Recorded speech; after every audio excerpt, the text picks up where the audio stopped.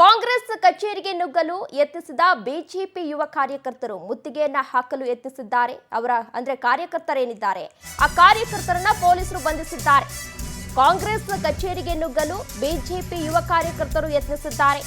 ಮುತ್ತಿಗೆ ಹಾಕಲು ಯತ್ನಿಸಿದ ಕಾರ್ಯಕರ್ತರನ್ನ ಪೊಲೀಸರು ಈಗಾಗಲೇ ಬಂಧಿಸಿದ್ದಾರೆ.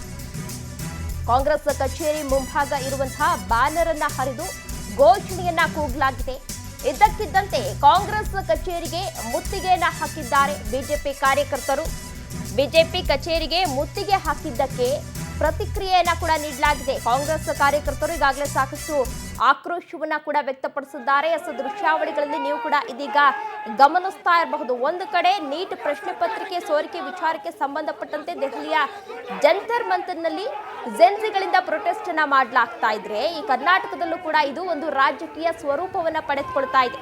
ಆ ಕಡೆ ರಾಹುಲ್ ಗಾಂಧಿ, ಸೋನಿಯಾ ಗಾಂಧಿ ಸೇರಿದಂತೆ ಸಾಕಷ್ಟು ಕಾಂಗ್ರೆಸ್ ಕಾರ್ಯಕರ್ತರನ್ನ ಈಗಾಗಲೇ ವಶಕ್ಕೆ ಪಡೆದಿದ್ರೆ, ಮತ್ತೊಂದು ಕಡೆ ಕರ್ನಾಟಕದಲ್ಲಿ ಬಿಜೆಪಿ ಹಾಗೂ ಕಾಂಗ್ರೆಸ್ ಕಾರ್ಯಕರ್ತರ ನಡುವೆ ಒಂದು ವಾಗ್ವಾದ ಸೃಷ್ಟಿಯಾಗಿ ಇಬ್ಬರು ಕಚೇರಿಗಳ ಮುತ್ತಿಗೆಗೆ ಪ್ರಯತ್ನ ಮಾಡ್ತಾ ಇದ್ದಾರೆ.